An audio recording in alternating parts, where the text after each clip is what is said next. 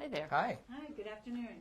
And welcome Mayor Nora Radest and Council President Greg Vartan to a Facebook Live that we haven't done in a while. So welcome back. Thanks. It's fun to be able to talk today.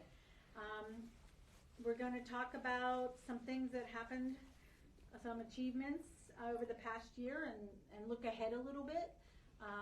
We have some questions that have been submitted, but also we'll take some questions along the way if they appear in our feed live. Let's start with you, Mayor Radest.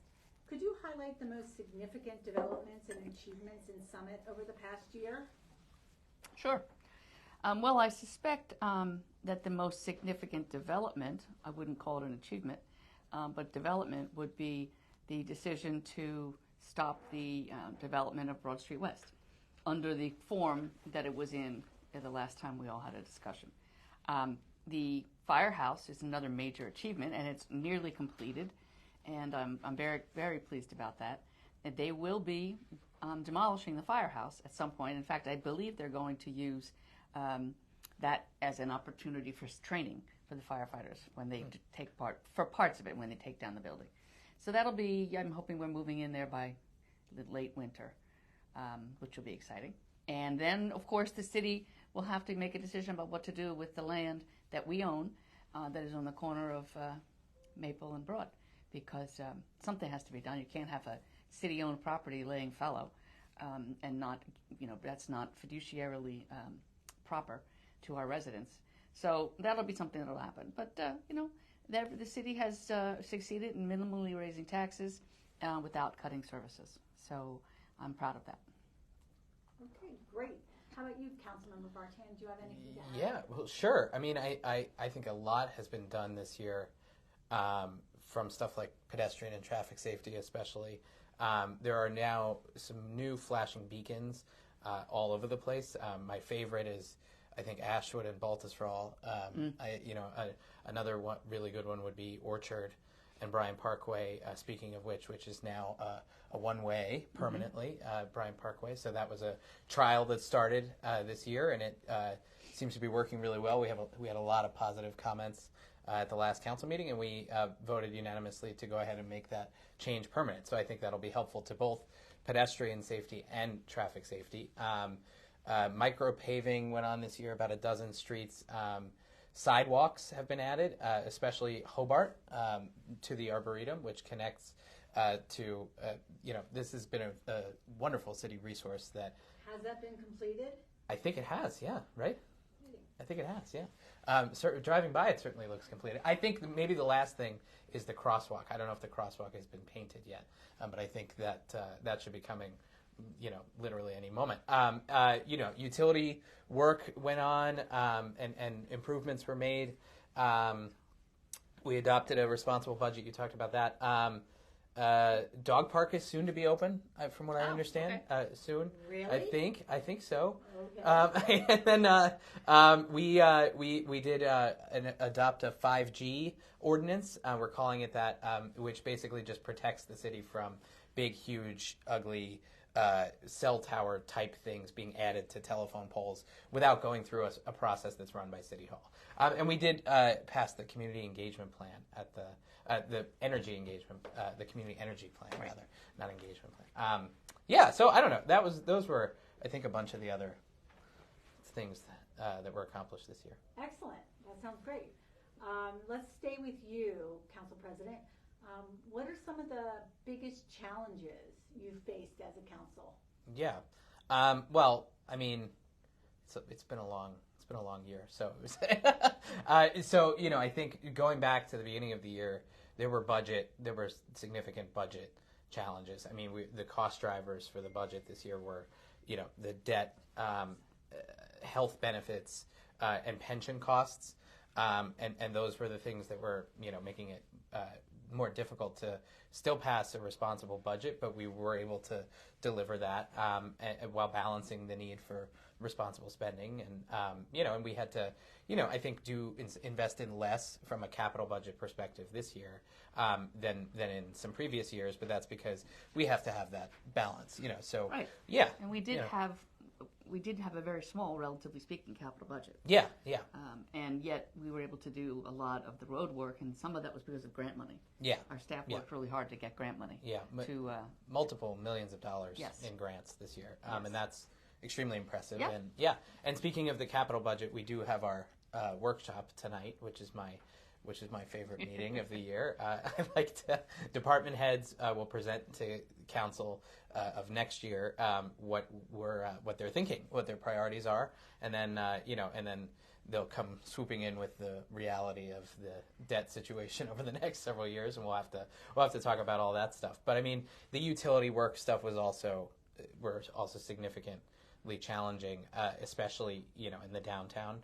I think it went actually remarkably quickly through the downtown with minimal disruption, except of course not being able to close Maple Street to traffic again. So that was a loss, I think, for the community this year. Well, I also think a challenge that we faced was issues with crime. Yeah.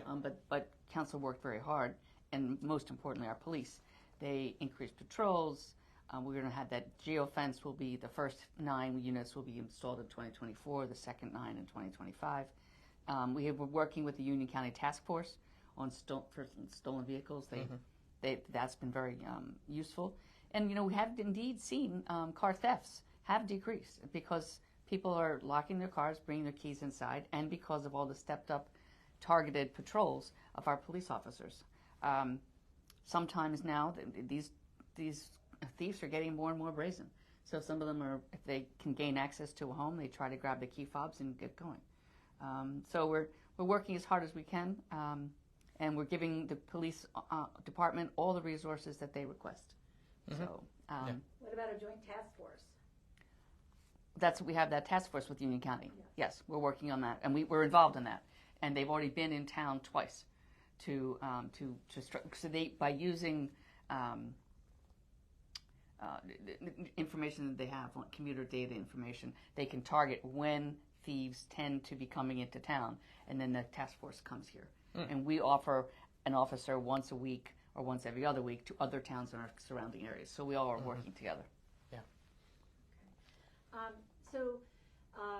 Yesterday in an emergency management meeting, we heard how COVID cases are increasing. Can you speak a little bit about what the city's doing, adapting its services or operation or providing for residents right now? Sure. Well, we're providing free test kits at the Summit Free Public Library from the Westfield Regional Health Department. And they have told us yesterday at the OEM meeting that they are going to be providing these test kits at City Hall, so that we'll have them in all the department offices and people just come in and get them as they need them, free of charge.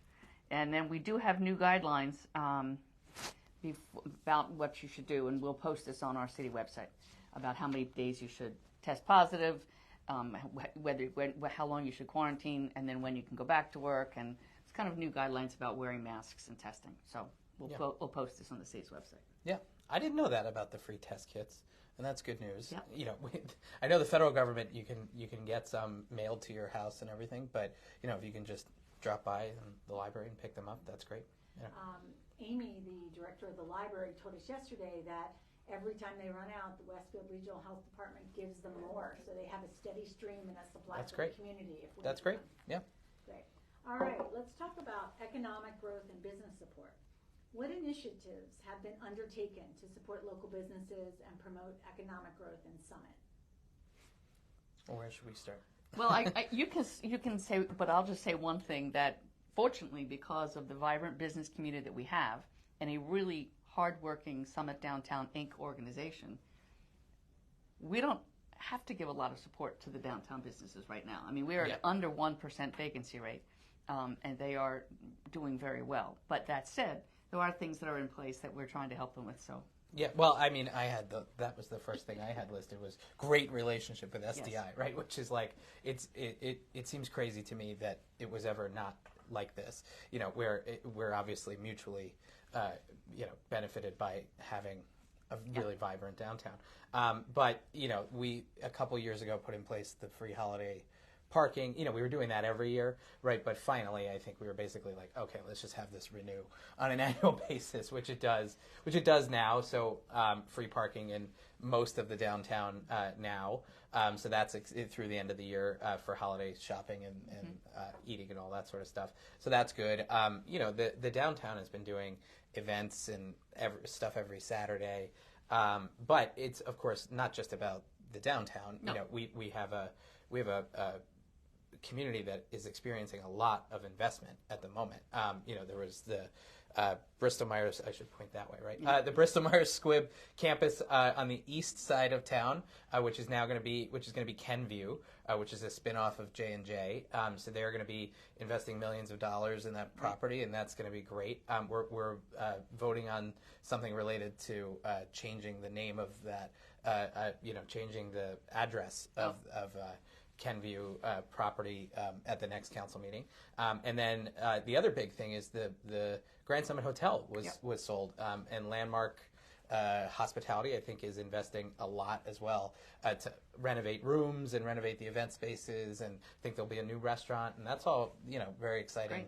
Great. A lot of exciting investment in our community. So.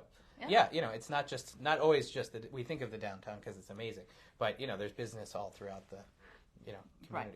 And with this thriving downtown, I would hope that the council will discuss the possibility of closing Maple Street on a seasonal basis in the coming year, but that's up to them, but that would be my hope. Sure. Okay. Let's speak for a moment about environmental initiatives. Mayor Radest, would you please share some insights into some of the things environmentally that have been introduced or expanded this year? Sure. We reinstated the home energy audits, which I was a participant back in 2016 when I was first mayor. And they came through my house, and they were very clean and neat, and they made some adjustments to our insulation and things like that. And it has indeed made a difference in the amount of money we spend on our energy. Particularly, we had no insulation going from the second floor up to the attic. And that was a little stupid. But anyway, it's better now. And the Environmental Commission has worked extremely hard to create a community energy plan. And the way that they're doing this is through a grant that they received to come up with a plan that is non-binding, and they discussed it at council 2 meetings ago. In the last meeting, we approved it. They're focusing on transportation, for example, electric vehicles for our fleet of cars, potentially looking at solar for where we might have some flat roofs. They wanted to do this now because the Board of Public Utilities next year is going to make significant grants to communities, and their priority will be to give them the grants to the communities that have a community energy plan in place. And as I said, these things are non-binding, but they're things that they worked on, they researched to complement what the city was already thinking about doing. So it's not like the Environmental Commission is coming up with their own plans. They spent a lot of time with Aaron Schrager and other folks in the city to come up with this plan. And lastly, the Summit Free Market is just going strong. It's great. I think some people might like to see it more often, but in fairness to the residents who live right along those streets, at this point, monthly is enough, plus the Friday afternoon time. And that was certainly one of the big concerns the residents had back in the beginning, was, is this going to be a weekly thing? Because that's just not, they don't want that running through. And I don't think really anybody who lives in any little section of town would like to have that kind of traffic on a weekly Saturday basis. So. And it's volunteer run, so it would be difficult to have enough volunteers to take care of that, indeed. And you mentioned someone named Aaron Schrager. Who is Aaron Schrager? Aaron Schrager is the Department of Community Services Director, and he's also our engineer. And we'll hear from him for a while tonight, I would imagine. Yes. At the Capital Budget Workshop, yes. And among SDI, folks at SDI refer to him as Superman. Yes, that's true. There we go. All right, well, this segues nicely into infrastructure projects. Yeah. Council President Vartan, could you update us on any major infrastructure projects currently underway or planned in the near future? Sure. Well, we mentioned the firehouse already. I mean, that would be certainly the biggest one. My understanding is that's going okay. I think we lost some time in the middle there with the delivery of steel and stuff, and I think there's been our biggest delays have come from New Jersey Transit. Yeah, and that makes and that's disappointing. But again, hopefully very soon we'll be ready to go there. Paving of roadways would be another big infrastructure thing that's happened and will continue probably until probably pretty soon.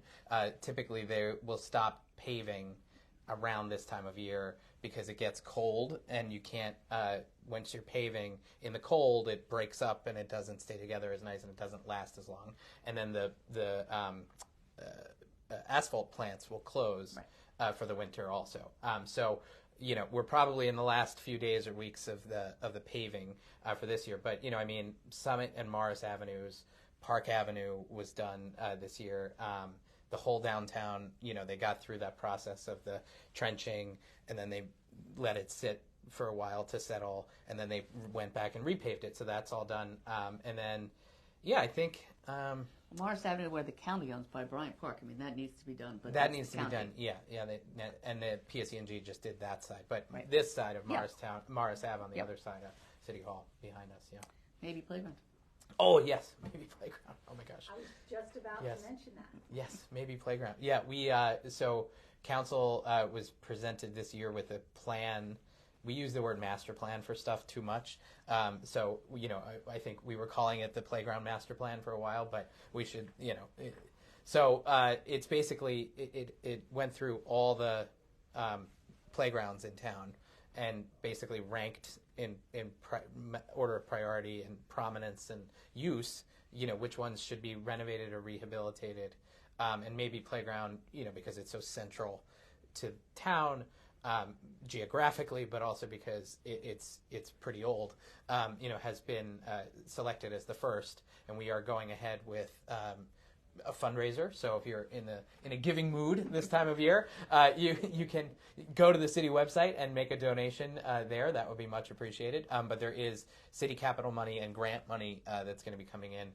These are all much more expensive than people would probably imagine them being. They're all at least probably $1 million to replace or rehabilitate these, and maybe playground especially is going to be focused on being a playground for everyone, and it's going to have ADA accessibility and a lot of, I think, accessibility-friendly features in it. Right, and it's also going to have a sensory area spots where children that have autism might not feel comfortable playing in the playground. There's things that they can do there too. So the whole thing is going to be ripped down and rebuilt, as well as the basketball courts. It gets a lot of use. And a new surface will be put in there. So it's exciting. And the team who worked on helping this with the architect, they did spend a lot of time going to different excellent playgrounds in Jersey, and to find out if there's something that they could, what can we implement here that would last a long time and would be good to have. There was a wooden train there. Next to the playground, and that was a big thing when I was a kid. And it's just been going downhill since since that wooden train was taken away. So it's time. Absolutely. We received some comments earlier today and questions about Oxbow. Mayor Radest, can you just update us on the paving of that road? Right. So if anyone's watching, it's been the group of folks who were working on Oxbow in the last week or so were pulled off that, and frankly I don't know by whom, but they were pulled off to install the island on Fernwood where it meets the 24 service road, and the residents there have been clamoring, begging for this for several years, like at least a good 3 years. So we wanted to be able to accommodate that. Unfortunately, the companies only have so many people, so apparently I believe that they're going to start the curbing again on Oxbow tomorrow, and keep it, and in 1 day should be able to get the curbing done. 1 week, 1 day, wouldn't that be nice? Yep. 1 week, and then they can mill it and it would be in much better shape after it's milled. Now, I don't know if it will actually be paved in the next couple of weeks. That's totally dependent upon the weather. So it's supposed to be cold tomorrow, but then warming up over the weekend and next weekend. The last I heard from the CBS weather guys is that we're not supposed to get any snow until after the holidays, much to my grandchildren's dismay. I think we all used to love snow before we worked in city government. Yes. Yes. And now it Yeah. costs us money. Yeah. Right? Yeah. Yes. Okay, so let's focus for a minute and share some information on the schools. What steps has the city taken recently to support the local schools and educational initiatives? Well, first of all, the multi-million-dollar, I think it's close to $37 million initiative or bond that was done to help the schools in the middle school and the high school build STEAM labs. And the high school, it's going to be another whole floor above the library in the high school. The high school, the areas that are not air conditioned will be, but for the gyms. 2 STEAM labs in the middle school that will be connected to the cafeteria. They're redoing the cafeteria. And again, the middle school, which has, I think, virtually no air conditioning, will be air conditioned again, but for the gymnasiums. And they are doing certain work in some of the other elementary schools. I think it's new windows at Brayton and some other things like that. So our schools are excellent. They keep improving. I mean, every year the rankings are going up. And I'm very proud of what we can do in our community to keep our schools excellent. And it's a draw for this community. Oh, yeah. So. And also we continue to build out our lists and ways to communicate with them more effectively. Yes. All right, let's look at the future. Talk about the future for a minute. Looking ahead, and given there are 3 new members of Common Council and a new mayor, what do you think the key priorities and plans for Summit should be in the coming year? And Mayor Radest, thinking ahead, what should we expect from you after retirement? Oh, well, I'll go first. I have I mean, it's been 9 years because I spent a year campaigning before I was actually serving. So it's been great. I've enjoyed a good portion of it. COVID was very hard, but I've learned something new every day. So I'm going to take a deep breath. There's a bunch of things with my family and in my home that I need to attend to. But my husband and I don't plan to leave Summit. We're happily ensconced here. So you can expect to see me around town. This is a city that I love, and I have every intention of continuing to give back. Excellent. Yeah, well, thank you. I mean, my top 3 priorities for any year are going to always be the same, which is number 1 is health and safety stuff, initiatives. Number 2 would be a responsible budget, a city budget, and then the third, is basically then everything else, right? And that's all those initiatives that are outlined in the master plan from 2016 now, and we're going to be in 2026 looking at that process sort of starting all over again. Right. So we're going to have to get, sort of what can we wrap up from that last version and how do we, start to look forward again, to that. I always joke with people, you get elected and they hand you literally a binder full of all the reasons why you can't do any of the stuff that you campaigned on, right? But, and that's largely a joke. But there is a big difference between, campaigning and governing, and I think, it's our responsibility as elected officials and all of our elected officials to, do our best to represent everybody and, not just the people that voted for us and, right. Try to go about this in a way that is reasonable and responsible and balanced. Yep. Balance is, I think, the key to everything that we have to do here. So. Well, excellent. We hope it's a productive year for you and all the Me current too. and new council members. Me too. All right, finally, how can Summit residents get more involved in city government and contribute to the ongoing development of the community? Well, obviously, people can apply for city boards and committees, and this year we had a robust amount of applications that the new council and the existing the council, but the next year's council were able to go through all those applications and make appointments. But it's also, there are plenty of opportunities to apply and volunteer for non-governmental organizations, such as The Connection, The Y, Grace, SHIP, and we always need volunteers at the Summit Volunteer First Aid Squad. So there's lots of ways to get involved. just ask a neighbor that you know is busy, and what are you doing? What do you want to? What are you interested in? So there's lots of opportunities. Volunteers make the city run. What do you think? Well, I mean, the squad. I was a squad member for 12 years, right, and it completely changed my life in a largely positive way, and I cannot highly recommend enough going, checking it out, doing a ride along, and there is just that is a tremendous organization. But yeah, I mean, we've had to read something like 850 pages of applications this year. So at the risk of my having to read more, I will also say, think about a city board or commission too, and apply online and do that. Yeah. Okay, and of course, I'm going to plug the Summit Free Market. Yes, so of course, looking for volunteers. That's true. They are. Yeah. All right, so that's all the questions we have, and we don't have any online. So I think it's time to wrap it up. Any last words for our viewers? No. I just want to say thank you. The people of this community have been so helpful, instructive, grateful to what is provided to them, and I will miss everybody.